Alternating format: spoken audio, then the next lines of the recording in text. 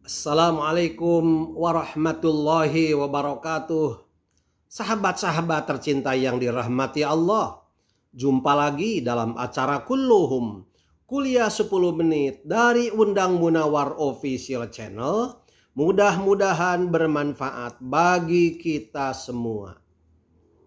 Materi kali ini saya masih akan melanjutkan kisah tentang Nabi Sulaiman alaihi salam, yakni kisah Nabi Sulaiman bersama Ratu Bilqis.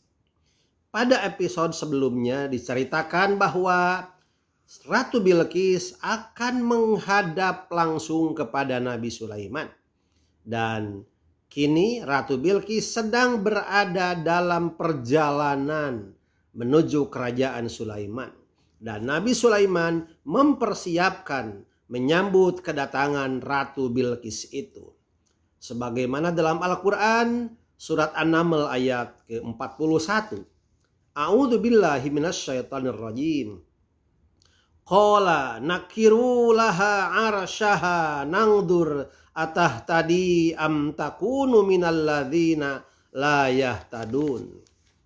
Yang artinya, dia berkata, robahlah baginya singgasananya, maka kita akan melihat apakah dia Bilqis masih mengenalnya ataukah dia termasuk orang-orang yang tidak dapat mengenalnya lagi. Ayat ke-41 ini menceritakan bahwa Sulaiman alaihissalam memerintahkan kepada pemimpin-pemimpin kaumnya agar merubah sebahagian bentuk dari singgasana Bilqis yang telah sampai di hadapannya. Karena ia ingin melihat apakah Ratu Bilqis mengetahui bahwa yang didudukinya itu ialah singgasananya atau ia tidak mengetahui sama sekali. Dengan cara yang demikian itu diharapkan agar Ratu Bilqis bertambah yakin bahwa Sulaiman adalah Rasul Allah. Ia tidak mengharapkan sesuatu apapun selain keimanan Ratu Bilqis dan kaumnya. Ayat 42 surat An-Naml. A'udzubillahi minasyaitonir rajim. Falamma ja'at qila ahakada arasuki qalat ka'annahu huwa wa utinal ilma min qabliha wa kunna muslimin. Artinya, dan ketika Bilqis datang, ditanyakanlah kepadanya, serupa inikah singgasanamu? Dia menjawab, seakan-akan singgasana ini singgasanaku. Kami telah diberi pengetahuan sebelumnya dan kami adalah orang-orang yang berserah diri. Berdasarkan ayat 42 surat An-Naml ini, setelah Ratu Bilqis datang, Sulaiman bertanya kepada Ratu Bilqis, apakah seperti ini singgasanamu? Bilqis menjawab, benar, singgasana ini seakan-akan singgasanaku. Menurut Mujahid, Ratu Bilqis mengetahui bahwa singgasana itu adalah singgasananya. Karena tanda-tanda menunjukkan bahwa sebenarnya lah singgasana itu kepunyaannya. Akan tetapi dia merasa heran. Heran sekali kenapa singgasana itu berada di istana kerajaan Sulaiman. Melihat kenyataan itu dihubungkan dengan pengetahuannya tentang burung hudhud. Maka Bilqis berkata, sebenarnya telah diberikan kepada kami sebelum terjadinya mukjizat ini pengetahuan bahwa Tuhan yang berhak disembah itu adalah Tuhan yang Maha Esa. Dia Maha Kuasa. Demikian pula tentang burung hudhud sebagai burung yang luar biasa yang dengan kekuasaan Tuhan telah dapat menghubungkan negeri kami dengan negeri kamu wahai Sulaiman dan juga dengan memperhatikan berita-berita yang kami terima dari para utusan kami. Semua itu menunjukkan bahwa engkau, hai Sulaiman, benar-benar seorang Rasul Allah yang diutus kepada kami untuk menyampaikan agamanya. Karena itu kami bersama-sama dengan kaum kami menyatakan beriman kepada engkau.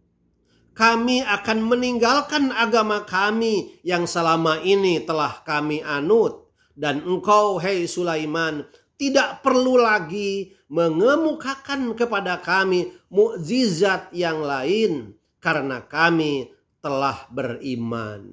Masya Allah. Ayat ke-43 surat An-Naml. A'udzubillahi minasyaitonirrajim. Wa saddaha ma kanat ta'budu min dunillah. Innaha kanat min qaumin kafirin. Yang artinya, dan apa yang disembahnya selama ini selain Allah, mencegahnya untuk melahirkan keislamannya, karena sesungguhnya dia dahulunya termasuk orang-orang yang kafir. Pada ayat ini menerangkan apa sebab Ratu Bilqis belum mau menyatakan keislamannya sebelum ini. Sebabnya ialah karena pemuka-pemuka kaumnya yang kafir menyembah matahari. Dia khawatir kalau kaumnya mengecilkannya. Setelah ia berhadapan dengan Sulaiman, barulah ia berani menyatakan keislamannya dan berani pula menyatakan kandungan atau isi hatinya. Kemudian ayat ke-44. A'udzubillahi minasyaitonirrajim.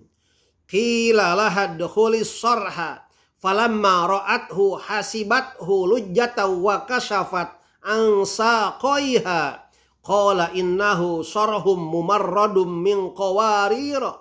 Qalat rabbi inni dhalamtu nafsi wa aslamtu ma'a Sulaimana lillahi rabbil alamin. Yang artinya, dikatakan kepadanya, masuklah ke dalam istana. Maka tatkala dia melihat lantai istana itu, dikiranya kolam air yang besar, dan disingkapkannya kedua betisnya. Berkatalah Sulaiman, sesungguhnya ia adalah istana licin terbuat dari kaca. Berkatalah Bilqis, ya Tuhanku, sesungguhnya aku telah berbuat zalim terhadap diriku dan aku berserah diri bersama Sulaiman kepada Allah, Tuhan semesta alam.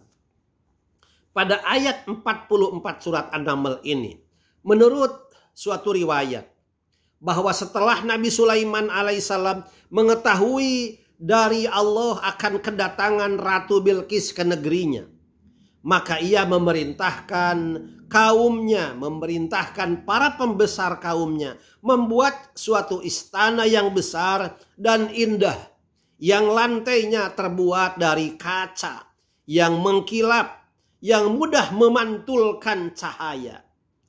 Di bawah lantai kaca itu terdapat kolam yang berisikan macam-macam ikan.